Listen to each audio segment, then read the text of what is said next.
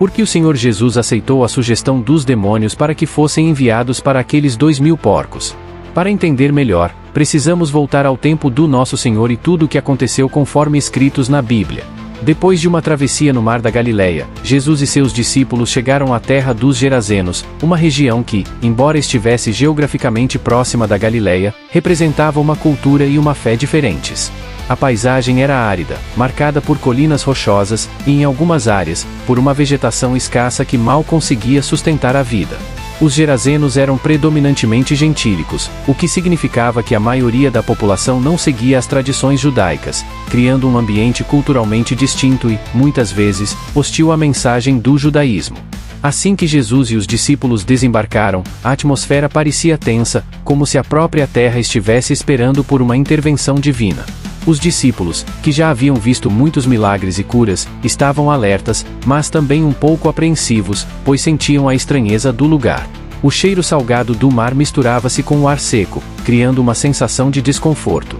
Logo após a chegada, eles foram confrontados por uma figura aterrorizante, um homem possesso por uma legião de demônios.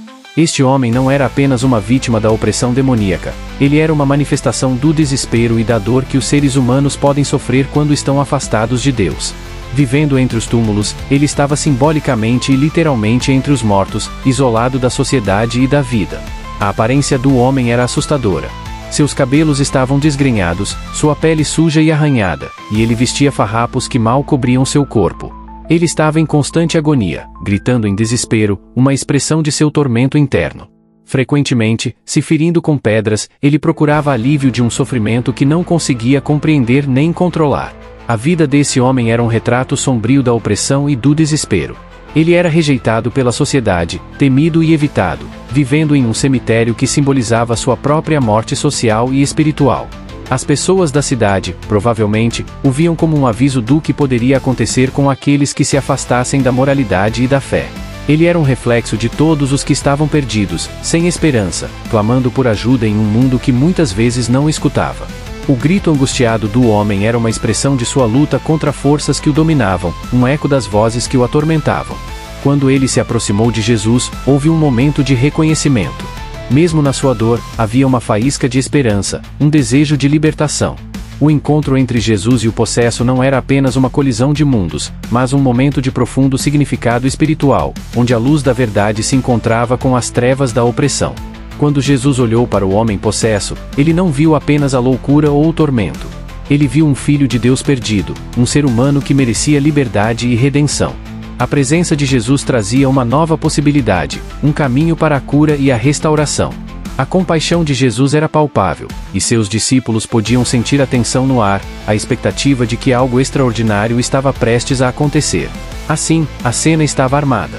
O desespero e a opressão do homem possesso estavam prestes a encontrar a única fonte de esperança e libertação que poderia realmente transformar sua vida. A presença de Jesus na terra dos Gerazenos não era uma coincidência, era uma missão divina para quebrar correntes e restaurar vidas, um ato de amor que ecoaria através dos séculos. Agora que já sabemos um pouco da história, vamos para Mateus 8, 28-34. Somente Mateus menciona o mais proeminente dos dois endemoninhados envolvidos. Essas pessoas eram controladas por espíritos malignos. O fato de tais fenômenos serem especialmente destacados durante o ministério terreno de Cristo é consistente com os esforços de Satanás para neutralizar o plano de Deus. Isso também nos permite testemunhar a guerra espiritual na qual nosso Salvador estava constantemente envolvido. Os demônios sabiam exatamente quem era Jesus, Filho de Deus, e estavam cientes de sua condenação final. Mateus 8, 28-29. Enquanto Jesus viajava pela região montanhosa a leste do Rio Jordão, o caminho de um homem possuído por demônios, que vivia entre os túmulos, cruzou o de Jesus. Devido à força física que os demônios conferiram ao homem, ele conseguia quebrar e se livrar das correntes com as quais as pessoas tentavam prendê-lo. Quando os demônios imploraram a Jesus que os deixasse entrar em uma manada de porcos, ele lhes deu permissão. Eles entraram nos porcos, que correram pela margem íngreme até o lago e se afogaram. Dessa forma, Jesus manifestou sua autoridade e frustrou qualquer propósito maligno que os demônios tivessem. O motivo pelo qual os demônios imploraram para entrar nos porcos não está claro no relato. Pode ter sido porque não queriam sair da área onde haviam sido bem-sucedidos em causar mal entre as pessoas. Talvez tenham sido atraídos pelos animais impuros devido à sua própria impureza. Os demônios podem ter feito esse pedido estranho porque era sua última chance de evitar o confinamento no abismo, o lugar ao qual os espíritos malignos estão condenados. Apocalipse 9:1-6. Seja qual for o motivo, fica claro no relato que os demônios tinham pouco poder próprio e não podiam fazer nada sem a permissão de Jesus. Como cristãos, podemos nos confortar com o conhecimento de que as forças do inimigo de nossas almas estão sob o controle total de Deus e só podem agir da maneira que Ele permitir. A Bíblia não explica o raciocínio de Jesus, mas a demonstração de seu poder soberano sobre os demônios poderia ser uma das razões pelas quais ele os enviou aos porcos. Se os donos dos porcos fossem judeus, Jesus poderia estar repreendendo-os por violarem a lei mosaica que proíbe os judeus de comerem ou manterem animais impuros, como os porcos, Levítico 11:7. Se os pastores de porcos fossem gentios, talvez Jesus estivesse usando esse evento milagroso para mostrar a eles a malícia dos espíritos malignos sob cuja influência viviam, além de exibir seu próprio poder e autoridade sobre a criação. De qualquer forma, os proprietários ficaram tão aterrorizados por estarem na presença de tal poder espiritual que não exigiram nenhuma restituição pela perda de suas propriedades e imploraram a Jesus que deixasse a região. As pessoas ficaram maravilhadas, mas não se arrependeram, não queriam mais nada de Jesus Cristo. Isso revela a dureza de seus corações e o desejo de permanecer no pecado. O endemoninhado curado, por outro lado, demonstrou a verdadeira fé e o arrependimento de um coração transformado, implorando para seguir Jesus.